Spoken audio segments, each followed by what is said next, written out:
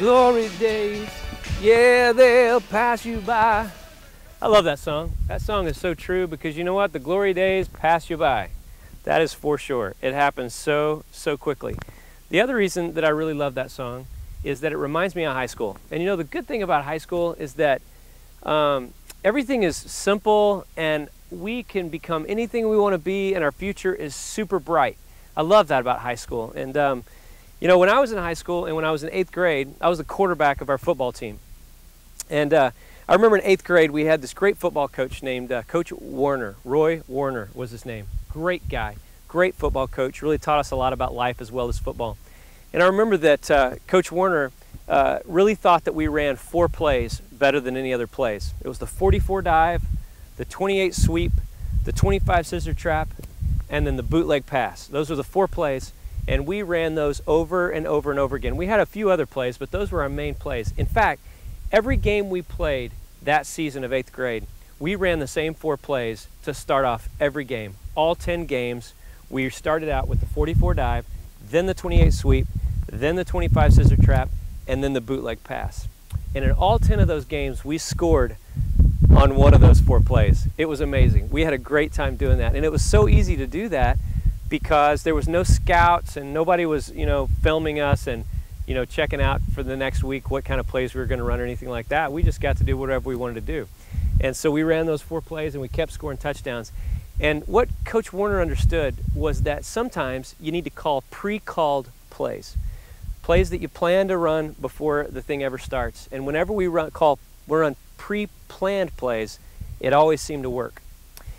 And that's what we talked about yesterday in your workbook. We talked about some of the pre-planned plays, the ones that we call beforehand, things where you spent some time figuring out what it was that you felt like God wanted to say in an experience that you had. And so you worked on that.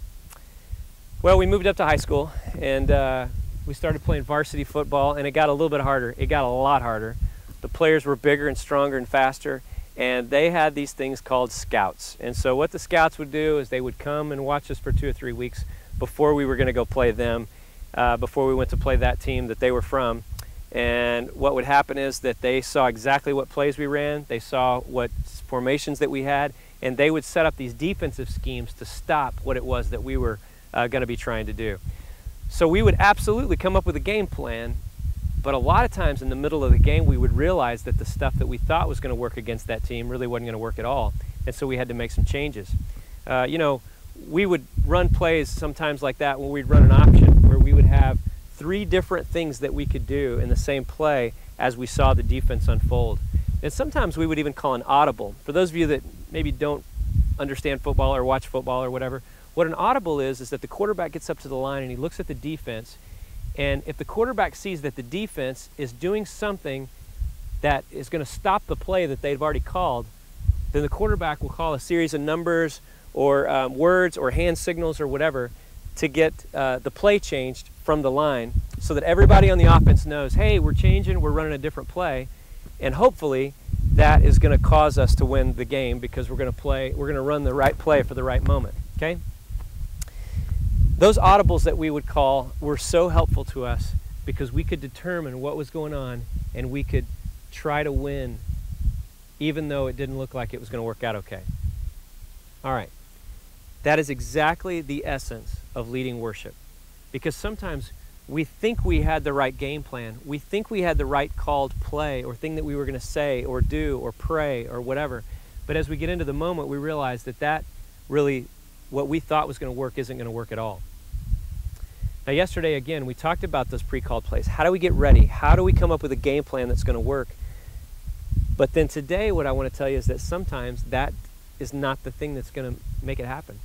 And so we have got to figure out how are we going to win? How are we going to go to God and take other people with us? And sometimes that means in the middle of the flow of what we're doing, we have to somehow determine what it is that God is saying, how it is that the people are responding, and we've got to figure out how to put all of that together while we're still going through, you know, the stuff that we'd already planned for that day.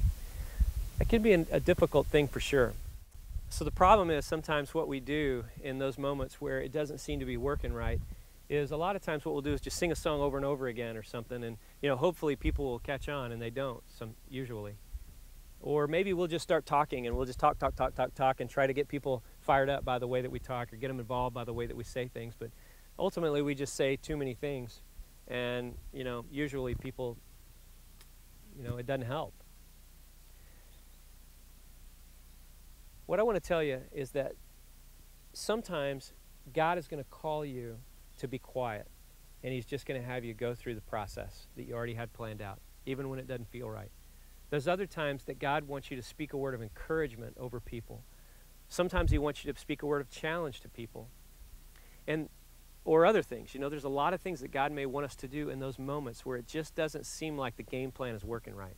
But the only way that we can really know what it is that God's trying to have us to do is for us to know the people that are in the room. We need to know the crowd that shows up to our gatherings. And so today what we're going to do is we're going to spend most of our time focusing on who are those people? Who are the people that show up? What is it that motivates them? What is it that encourages them? What is it that gets them going? And we're going to see if we can figure out how it is in those moments to relate to them and get them to win the game with us. And that winning is to go to God and take other people with us. So have fun with that today, and I look forward to talking to you some more tomorrow. Bye-bye.